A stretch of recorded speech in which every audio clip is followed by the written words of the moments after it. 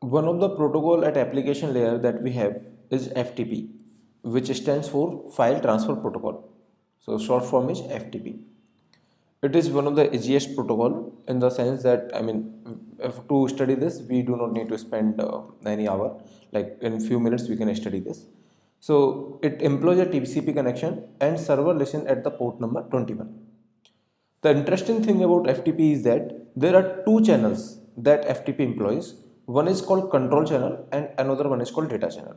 So what are those channels? I will tell you in detail like when we see the diagram. So in brief, I have written the description. The first description is about the control channel. So it says that the control connection is used for sending control information, which means if there are two channels, one is control channel, suppose I am talking about the control channel, so this channel is used for the control information. Maybe it is used for the user identification password, and maybe it is like FTP is a file transfer protocol, so maybe it says that okay, give me a list of files that you have in the current folder, maybe the change the directory, maybe I do not remember the command, but let's suppose this cd is a command to change the directory in the FTP protocol, so it will pass some of the commands. So if there is a command that you need to pass, then you will be using the control channel, and if there is a data that you want to fetch, then you will be using the data channel. So there are two channels in the FTP that we use. One more interesting point about the control channel and the data channel is that control channel always remains open. Okay, once we establish the connection, then it always remains open, always open. But the data channel opens and close at every file transfer.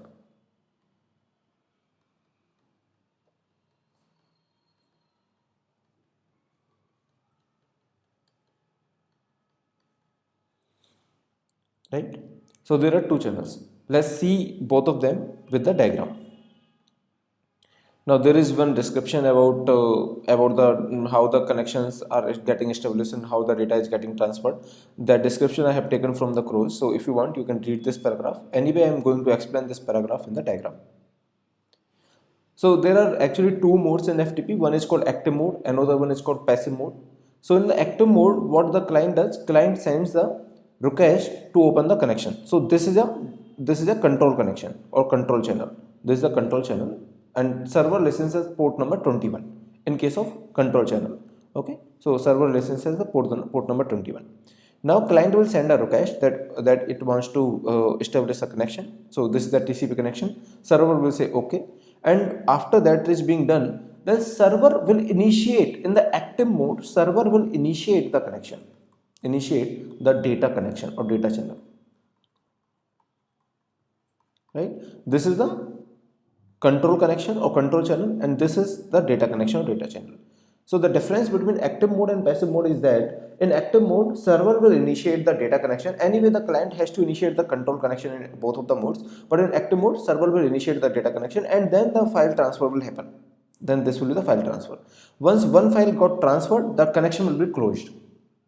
If you want to transfer, if you want to fetch another file, then again you need to tell using the control connection that okay, I want another file. Maybe there is some command, the client will again say using the control connection that I want to get some data. Maybe let's say the command is get and file name, something like that.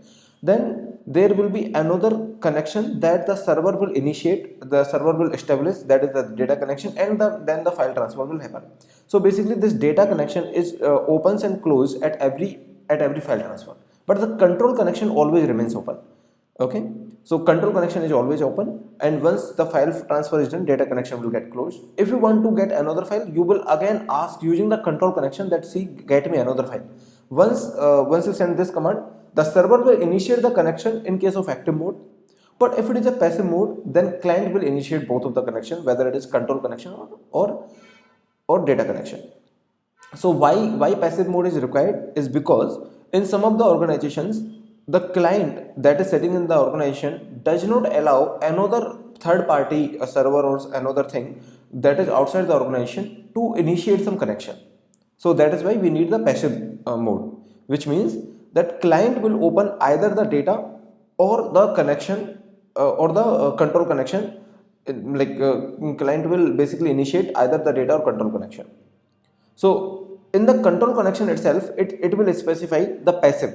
So it will say that okay, I cannot basically like I'm using the passive mode, so please tell me the port number. So it will tell the port number to which I should initiate the data connection or the data channel.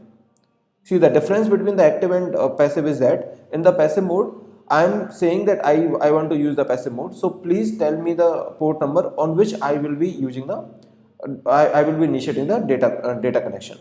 And then once the server tells the port number, the client will initiate the data connection. Earlier, what was happening? Server was initiating the data connection. That is the only difference.